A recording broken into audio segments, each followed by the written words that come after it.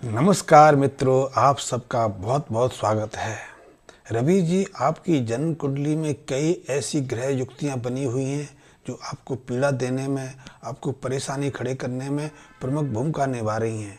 लेकिन यदि मैं आपकी जन्म कुंडली में चंद्र शनि की मेल की बात करूं तो ये एक ऐसी ग्रह युक्ति है या ऐसा मेल है जो हर तरह की परेशानियां आपको देने में तत्पर है।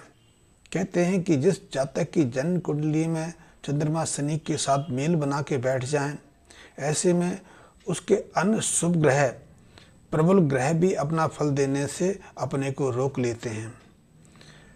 चंद्र का शनि के साथ मेल होने से सबसे पहले तो ऐसा माना जाता है कि ऐसा जातक पिछले जीवन में ऐसे कर्म करके आया है कि उसे इस जन्म में धन का अपव्यय करना पड़ता है, धन का अनावश्यक खर्चा करना पड़ता है, धन का संग्रह नहीं हो पाता है। वैसे भी चंद्रमा का हमारे जीवन में बहुत महत्वपूर्ण काम कार्य रहता है। चंद्रमा हमारे मन के कारक भी हैं, हमारे बाल कारक के सुख के कारक भी हैं, मातृ सुख के कारक भी हैं।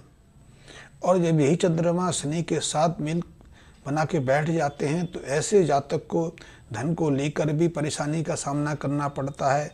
साथ ही ऐसे जातक को स्त्रियों से, खास करके चाहे पत्नी हो या माता हो या फिर सास हो, इन तीनों के कारण कई तरह की परेशानियां झेलनी पड़ती हैं, मानसिक संताप झेलना पड़ता है और इन तीनों के कारण उसकी सुख शांति छिन जाती है। जिसका चंद्रमा अशुभ प्रभाव में रहता है, निर्मल रहता है, उसे बाल्यकाल में स्वास्थ्य सुख भी लाभ नहीं होता। ऐसे में बालारिष्ट यानी कि बचपन में कई तरह के रोग लग जाते हैं, यहाँ तक कि कुछ जातकों का तो जीवन काल ही संकेत हो जाता है। तो चंद्र के साथ हमारी बहुत सारी चीज़ें जुड़ी हुई हैं और चंद्र शनि का ये मेल आपके जन्म कुंडली में कई तरह की परेशानियां खड़ा करने वाला है। कहते हैं कि जब किसी जातक की जन्म कुंडली में चंद्र शनि का मेल बन जाए तो ऐसे जातक को कई तरह की और परेशानियां झेलनी पड़ती हैं। उसके सम्मान को क्षति पहुंचती है, स्त्रियां धोखा दे जाती हैं या उसके कारण उसकी माँ को कई तरह के कष्टों का सामना करना पड़ता है। तो ऐसे में यदि आपने मुझे जो समस्या लिख भेजी है कि आपके पास धन का संग्रह नहीं रहता, आपका अनावश्यक खर्चा होता रहता है, तो आपको लाल किताब संबंधी कुछ उपायों की मदद लेनी चाहिए। इन उपायों के माध्यम से आप शनि चंद्र के इस मेल को काफ़ी हद तक अपने अनुकूल बना सकते हैं। वैसे पिछले साल से आपको चंद्रमा अष्टम आपकी जन्म कुंडली में वर्ष भल के अनुसार आपके 12वें स्थान पर हैं।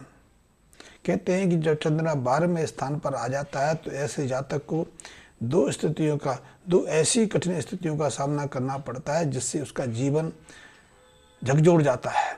ऐसे में या तो किसी अप्रत्याशित बीमारी के कारण उसको अस्पताल में भर्ती होना पड़ता है, डॉक्टरों के चक्कर काटने पड़ते हैं, या फिर किसी पुलिस केस के कारण उसे जेल यात्रा तक का खतरा बना रहता है।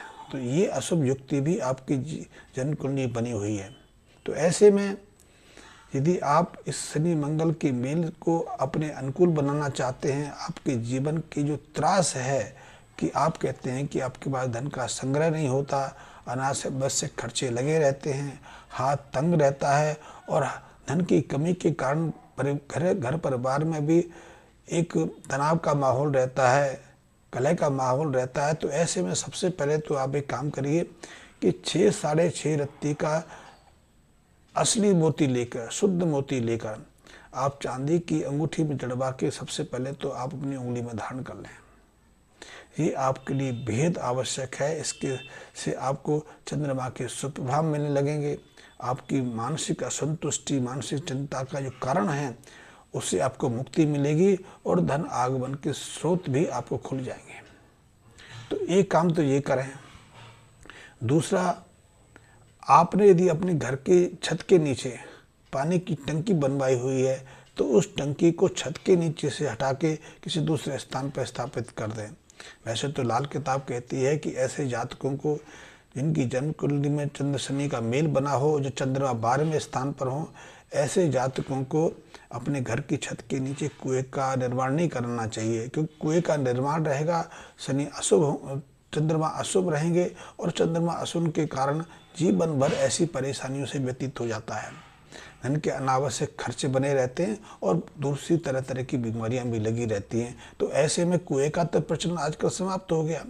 तो यदि आपने पानी की टंकी अपनी घर की छत के नीचे रखी हुई है तो उसको वहाँ से हटा दें, ये आपके लिए बहुत आवश्यक है।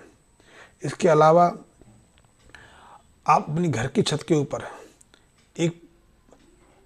एक घड़ा लें, उसमें बरसात का पानी भर लें। घड़ा काफ़ी मात्रा का हो, कम से कम उसे 20-25 लीटर के आसपास बरसात का पानी आ जाए, ऐसा प्रयास करें। और ऐसे घड़े को बरसात के पानी के साथ अपने घर की छत के ऊपर स्थापित कर लें। ये उपाय भी आपके लिए बेहद महत्वपूर्ण है। चंद्रमा का 12वें स्थान पर होना आपको यदि मानसिक व्याधि दे रहा है, आपको धन के अभाव की समस्या का सामना करना पड़ रहा है, आपके परिवार में मतभेद हो गए हैं, या फिर पत्नी के कारण या माँ के कारण आपके सामने कई विषम स्थितियाँ पैदा हो रही हैं, तो ये उपाय आपके लिए बहुत महत्वपूर्ण है। आप एक और काम करें, यदि आप माँ को अपने साथ में रखेंगे, माँ का आशीर्वाद लेकर अपने व्यवसाय पर जाएंगे, नौकरी पर जाएंगे या किसी विशेष कार्य के लिए घर से निकलेंगे, तो उस कार्य में कभी भी आपको खाली हाथ नहीं लौटना पड़ेगा।